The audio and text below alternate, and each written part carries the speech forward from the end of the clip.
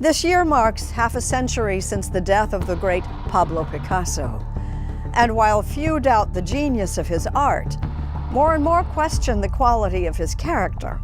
Anthony Mason has this portrait of the artist.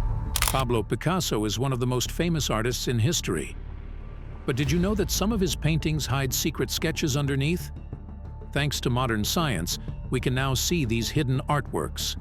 In this video, we'll explore these amazing discoveries and dive into Picasso's early life, his career, and his lasting legacy in art history. At the Gagosian Gallery in New York, an exhibition of Pablo Picasso's works opened last month. Join us as we uncover the mysteries behind the masterpieces of Pablo Picasso and learn more about the genius who changed the art world forever. Early life. Pablo Picasso, a key figure in 20th century art, was born on October 25, 1881, in Malaga, Spain. His father, José Ruiz Blasco, was an artist and art professor specializing in naturalistic bird and animal paintings. José also worked as a museum curator. Picasso's mother, Maria Picasso y López, provided emotional support and encouragement throughout his life. Picasso showed a remarkable talent for drawing from a young age, with pencil being his first word. Recognizing his son's potential, José started giving Pablo formal art lessons at the age of 7. Under his father's guidance, Picasso's skills rapidly improved, allowing him to capture human and animal forms with great precision. In 1891, the family moved to A Coruña, where José got a teaching job at the School of Fine Arts. Despite his young age, Picasso was admitted to advanced classes due to his extraordinary talent. During this time, he created his first oil paintings, which included family portraits and daily life scenes. These early works showcased his growing skill and ability to bring subjects to life. In 1895, tragedy struck when Picasso's younger sister, Conchita, died of diphtheria. This loss deeply affected him, and themes of death and suffering began to appear in his art. Later that year, the family moved to Barcelona, where José took a teaching position at La Llotja, the School of Fine Arts. At 13, Picasso took the entrance exam for the advanced class and completed it in one day, securing his place at the academy. Barcelona was a vibrant city for Picasso. He often visited Els Quatre Gats, a cafe popular with artists and intellectuals. This exposure to new ideas and artistic movements influenced his early works, which began to show a shift from his father's naturalistic style to his unique vision. By 1896, at just 15, Picasso was recognized as a prodigious talent. One notable work from this period is First Communion, depicting his sister Lola in a white dress at an altar. This painting showed his ability to handle complex compositions and themes with maturity. This period was crucial in setting the stage for Picasso's later groundbreaking contributions to modern art. Picasso's early experiences and family support were vital in shaping his artistic journey. Moving beyond his father's influence, he was poised to revolutionize the art world with his innovative work. The start of a revolutionary art career. In 1897, 16-year-old Pablo moved to Madrid to attend the esteemed Royal Academy of San Fernando. However, he found the strict teaching methods too limiting. Instead, he roamed the city and often visited the Prado Museum, where he studied works by El Greco, Francisco Goya, and Diego Velázquez. This experience greatly influenced Pablo's early artistic growth. By 1899, dissatisfied with formal education, Pablo returned to Barcelona. There, he joined a group of avant-garde artists and thinkers who met at Els Quatre Gats Café. This group included Ramon Casas and Santiago Rusiñol, important figures in the Catalan Modernisme movement. The creative environment inspired Pablo to experiment with new styles and themes. In 1900, Pablo traveled to Paris with his friend Carlos Casagemas. Paris, the heart of the art world, marked a turning point in his career. There, he discovered the works of artists like Henri de Toulouse-Lautrec and Edgar Degas. Despite financial difficulties, Pablo secured a small studio in Montmartre, a hub for artists. In 1901, Carlos's taking of his own life deeply affected Pablo, leading to his blue period, characterized by paintings in blue and blue-green tones, focusing on themes of poverty and isolation. In 1904, Pablo settled in Paris, moving into the Bateau Lavoir in Montmartre, which housed many artists. This period marked the start of his Rose period, with warmer colors and happier subjects, reflecting his improved mood and new relationships, particularly with Fernand Olivier, who became his muse. Between 1907 and 1909, Pablo created Les Demoiselles d'Avignon, a groundbreaking piece that paved the way for Cubism. Alongside Georges Braque, he developed analytical cubism from 1909 to 1914, featuring fragmented objects from multiple viewpoints, challenging traditional forms and spaces. Pablo and Braque's collaboration was intense and transformative, leading to major innovations in art. Their work redefined visual representation and established them as leaders in modern art. World War I in 1914 led to another shift in Pablo's art. Moving away from Cubism, he explored classical styles, influenced by his travels to Rome and his work designing sets and costumes for the Ballet Russe. In 1918, Pablo married Olga Khokhlova, a Russian ballerina. This stability in his personal life was reflected in his art, which began to focus on family and domestic themes. In the early 1920s, Pablo continued to explore different styles, producing large neoclassical figures and engaging with the emerging surrealist movement, although he never fully adopted it. His work from this period showed a blend of classical and surreal elements, highlighting his versatility and willingness to experiment. By 1922, Pablo had firmly established himself as a leading artist of his time. His ongoing evolution and experimentation with form underscored his commitment to pushing the boundaries of art, solidifying his legacy as a pioneer in modern art, exploring new phases in art. In the mid-1920s, Pablo Picasso's art began to mix classicism and surrealism, reflecting big changes in his personal life. His marriage to Russian ballerina Olga Khokhlova in 1918 played a crucial role in this shift. Olga's classical beauty inspired many of his portraits, leading him to create more traditional and structured works, different from his earlier abstract styles. However, Picasso's marriage to Olga started to fall apart. His affair with Marie-Thérèse Walter, a young French woman, strained their relationship. Marie-Thérèse's youthful energy inspired a series of sensual and personal sculptures and paintings. In 1935, she gave birth to their daughter Maya, adding both joy and turmoil to Picasso's life, which was clearly reflected in his art. At the same time, Picasso was diving into surrealism. In 1925, he painted The Three Dancers, marking his full entry into surrealism. This piece, with its distorted forms and dreamlike quality, showed his ability to blend surrealist elements with his unique style. His engagement with surrealism led to innovative works that merged reality and imagination.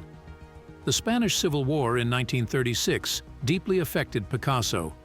The bombing of Guernica in 1937 by German and Italian forces inspired him to create Guernica, a powerful mural depicting the horrors of war.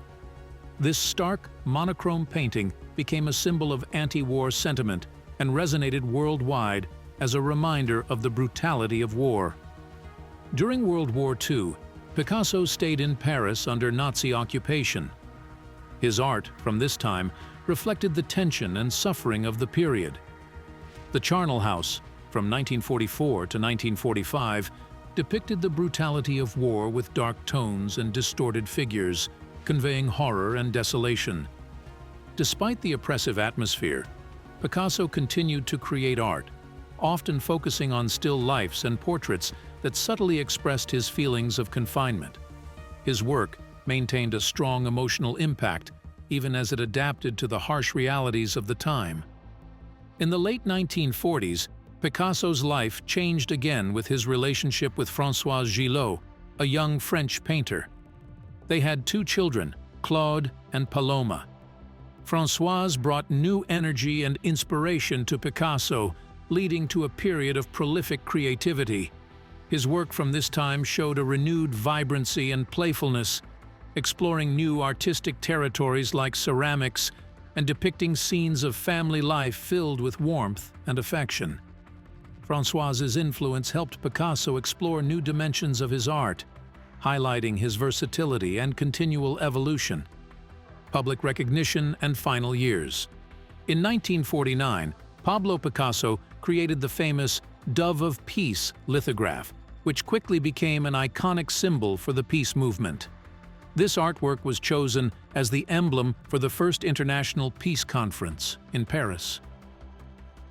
The simple yet powerful image of the dove resonated with people worldwide, reinforcing Picasso's role as both an artist and an advocate for peace.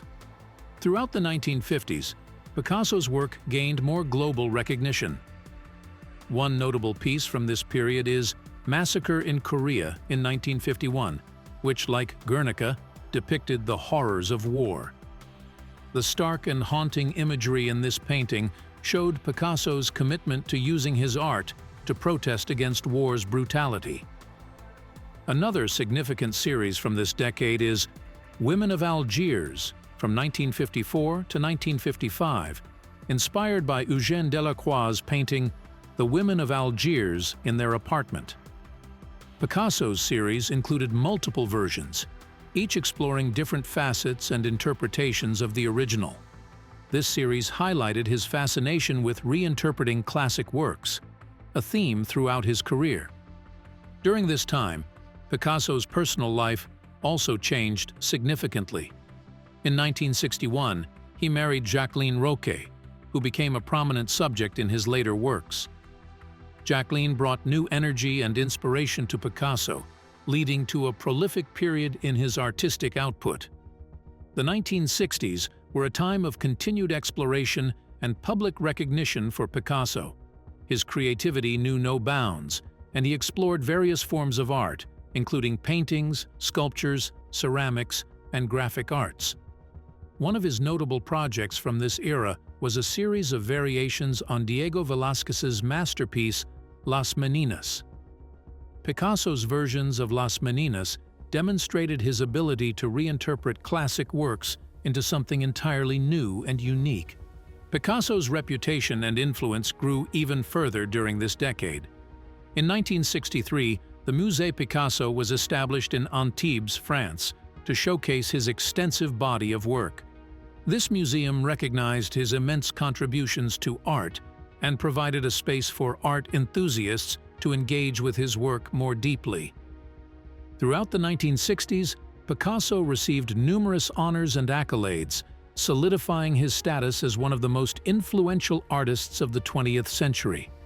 His relentless drive and passion for art were evident in the vast array of works he produced during this period, each reflecting his boundless creativity and innovative spirit.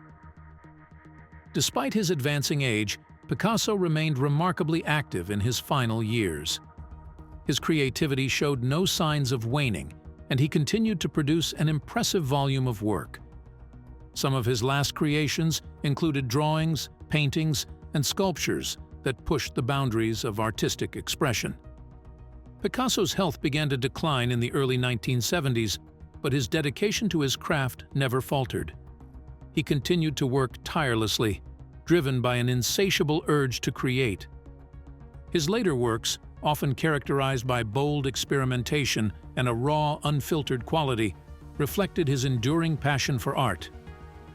On April 8, 1973, Picasso passed away in Mougins, France, at the age of 91. His death marked the end of an era, but his legacy as one of the most influential and innovative artists of the 20th century was firmly established.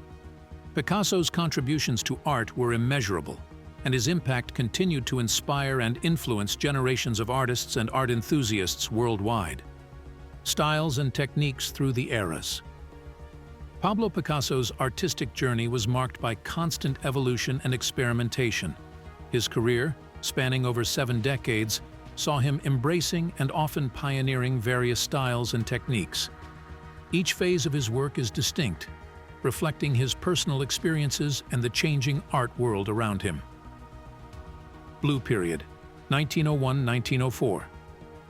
Picasso's Blue Period is one of his most renowned phases, characterized by the dominant use of blue hues and a somber, melancholic tone. This period began in 1901, following the tragic suicide of his close friend Carlos Casagemas. The emotional impact of this loss deeply influenced Picasso's work, resulting in paintings that depicted the struggles and despair of the poor and marginalized. Notable works from this period include The Old Guitarist and La Vie in 1903. Both pieces illustrate his use of blue tones to convey a sense of sadness and introspection. The figures in these paintings are often gaunt and solemn, capturing the human condition's fragility and vulnerability. Rose Period, 1904–1906. As Picasso emerged from the Blue Period, his palette and subjects underwent a significant transformation. The Rose Period, beginning in 1904, introduced warmer colors such as pinks and oranges. This change in color scheme coincided with a shift in mood, as Picasso's work started to reflect a more optimistic and lively outlook. During this time, Picasso was captivated by circus performers and harlequins, often portraying them in his art. Paintings like Family of Saltimbanques and Garçon à la Pipe in 1905 exemplify this period's charm and playfulness. His brushwork became more fluid and his compositions more dynamic, indicating a newfound sense of freedom and joy in his work. African Art and Primitivism, 1907–1909. In 1907, Picasso began to explore African art and primitivism, drawing inspiration from African masks and Iberian sculptures. This period marked a radical departure from his previous styles, as he began to incorporate more abstract and geometric forms into his work. The most significant work from this phase is Les Demoiselles d'Avignon in 1907. This groundbreaking painting shocked the art world with its fragmented forms and unconventional portrayal of the female nude. Picasso's experimentation with perspective and form in this piece laid the groundwork for the development of Cubism. Cubism, 1909–1919. Cubism, co-founded by Picasso and Georges Braque, was a revolutionary movement that redefined artistic representation. This style fragmented objects into geometric shapes and depicted them from multiple perspectives simultaneously. Cubism can be divided into 2 phases: analytical cubism and synthetic cubism. Analytical cubism from 1909 to 1912 involved deconstructing objects into their basic geometric components. Paintings from this phase, such as Girl with a Mandolin in 1910, showcase Picasso's meticulous approach to breaking down and reassembling forms. The color palette during this period was predominantly muted, focusing on the structure rather than the color. Synthetic Cubism, from 1912 to 1919, introduced brighter colors, simpler shapes, and collage elements. Picasso began incorporating materials like newspaper clippings and fabric into his works, as seen in Still Life with Chair Caning in 1912. This phase of Cubism was more playful and experimental, emphasizing the combination of different textures and materials. Classicism and Surrealism, 1919–1929. After World War I, Picasso's work saw a return to classical forms and realism, influenced by his travels to Italy and his involvement with the ballets russes. This period, known as Classicism, marked a temporary shift away from the abstraction of Cubism. His paintings from this era, such as Three Women at the Spring in 1921, exhibit a refined and elegant style reminiscent of classical antiquity. In the late 1920s, Picasso began to explore Surrealism, a movement that delved into the unconscious mind and dreamlike imagery. His surrealist works often featured distorted figures and bizarre compositions, reflecting a more psychological and introspective approach. The Three Dancers, in 1925, is a prime example of this period, with its exaggerated forms and intense emotional impact. Later years, 1930–1973. Picasso's later years were marked by continued innovation and a synthesis of various styles. He remained prolific, producing an extensive body of work that included paintings, sculptures, ceramics, and prints. One of his notable series from this period is the variations on Velázquez's Las Meninas in 1957. In these works, Picasso reinterpreted the classic painting, infusing it with his unique vision and style. His technique during these years remained experimental and diverse. Picasso was not afraid to push boundaries and explore new mediums. His later works often showcased a raw, unfiltered quality, reflecting his unrelenting drive to create and express himself. Despite his advancing age, Picasso's creativity did not wane. He continued to produce art until his death in 1973, leaving behind a legacy that has profoundly influenced the art world. His relentless pursuit of innovation and his ability to continually reinvent his style set him apart as one of the most influential artists of the 20th century.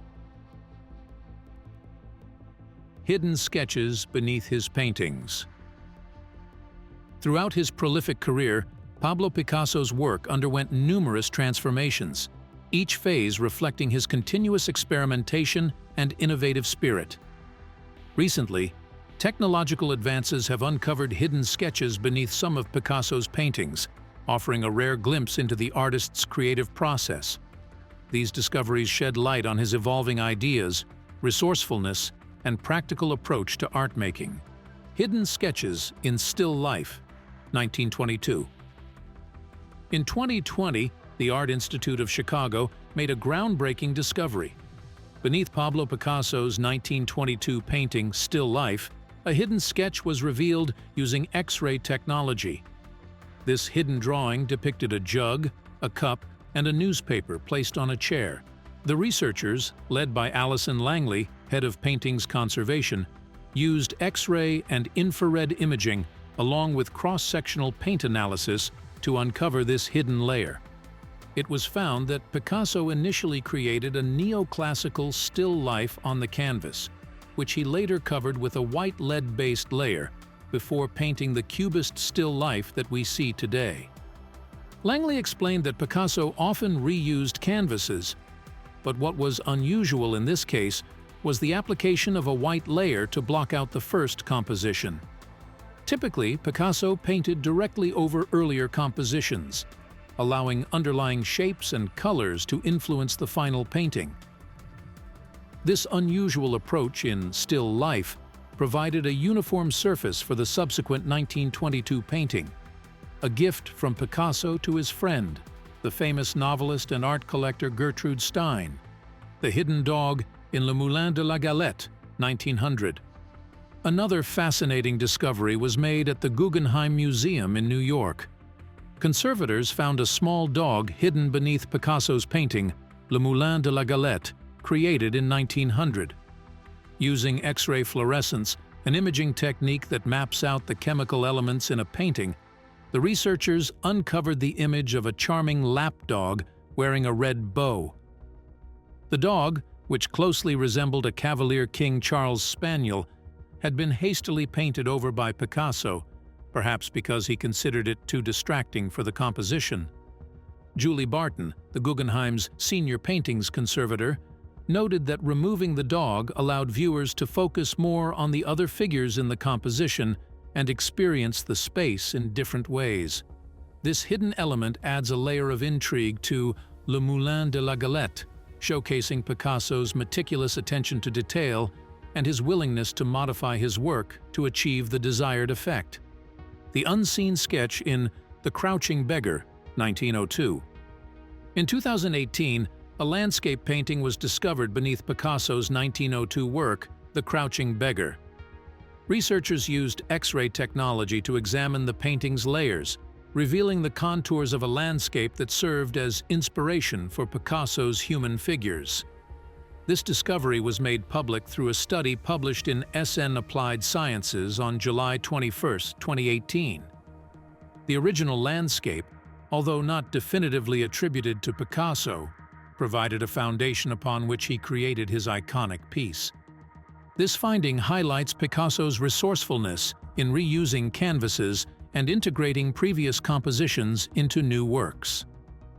The hidden landscape, while not directly related to the final composition, influenced the shapes and forms of The Crouching Beggar, showcasing Picasso's ability to transform and repurpose existing artwork into something entirely new and compelling. The Man Beneath Woman Ironing, 1904. One of the earliest and most intriguing discoveries occurred in 1989 at the Guggenheim Museum. While restoring Picasso's 1904 painting, Woman Ironing, conservators noticed something unusual beneath the composition. Using infrared cameras and X-ray machines, they uncovered a hidden portrait of a man with a mustache. This hidden image suggested that Picasso, during his early years as an artist, often reused canvases due to financial constraints. The identity of the man in the hidden portrait remains a subject of debate among art historians. Some theories suggest it could be Ricard Canals, a frenemy of Picasso, while others propose it might be a self-portrait or a depiction of one of Picasso's close friends, such as Mateo Fernandez de Soto or Benet Soler. Despite the mystery, this discovery provides valuable insight into Picasso's creative process and his practical approach to art during his formative years. The hidden portrait in The Blue Room, 1901. In 2014, conservators at the Phillips Collection in Washington made a remarkable discovery beneath Picasso's early masterpiece, The Blue Room. Using infrared technology, they uncovered a hidden portrait of a man wearing a bow tie and resting his face on his hand. This portrait was painted just before Picasso created The Blue Room, reflecting his impulsive need to capture new ideas quickly, even at the expense of previous works. Curator Susan Behrens. Frank explained that Picasso's rapid transition from one idea to another often led him to paint over completed pictures. The hidden portrait, possibly of Ambroise Vollard, a Paris art dealer who hosted Picasso's first show in 1901, remains a subject of ongoing research. This discovery not only reveals another layer of Picasso's artistry, but also highlights his relentless pursuit of creative expression. How Picasso changed the history of art forever. Pablo Picasso's impact on the art world is profound, positioning him as one of the most significant artists of the 20th century. His innovations and prolific body of work have left an indelible mark on various artistic movements, fundamentally altering how art is perceived and created. Over the course of his life, Picasso produced an estimated 50,000 artworks, including paintings, drawings, sculptures, ceramics, prints, and textiles. His ability to master various mediums contributed significantly to his lasting legacy. Notable works like Guernica in 1937 reflect his capacity to convey powerful messages through art. Guernica, which depicts the horrors of the Spanish Civil War, stands as a potent anti-war symbol and a testament to Picasso's expressive power. Picasso's influence extended beyond the confines of the art world, permeating popular culture and academic discourse. His interactions with contemporaries like Henri Matisse enriched the artistic dialogue of the time. The support of early patrons, such as Gertrude and Leo Stein, helped to establish his reputation in Parisian avant-garde circles. Picasso's work has inspired generations of artists, including Jackson Pollock, Willem de Kooning, and David Hockney, among others. His ability to continuously reinvent his style and approach kept his work relevant and influential throughout his career. Picasso's works are housed in major museums around the world, including the Museum of Modern Art in New York, the Tate Modern in London, and the Picasso Museum in Paris. These institutions hold extensive collections of his work, showcasing the breadth and diversity of his artistic output. Exhibitions of Picasso's work continue to draw large audiences, underscoring his enduring appeal and significance. Picasso's art commands high prices at auctions, reflecting the market's appreciation for his work. In 2004, his painting Garçon à la Pipe sold for $104 million, highlighting both the monetary value placed on his art and the ongoing debate about the commercialization of art. Despite varying opinions from art critics, the high market value of Picasso's works underscores their lasting impact and desirability. Picasso's techniques and styles are extensively studied in art schools and universities. His approach to form, structure, and color continues to influence new generations of artists. Educational programs frequently use his works to teach principles of modern art, cementing his role as a central figure in art education. His innovative spirit and mastery of different mediums serve as a model for aspiring artists. Picasso's name has become synonymous with modern art. His ability to reinvent himself and his art throughout his life contributed to his enduring legacy. He remains a symbol of artistic innovation, and his life and work are frequently the subject of books, documentaries, and exhibitions. Picasso's influence is not limited to the art world. His impact on culture and society is immeasurable.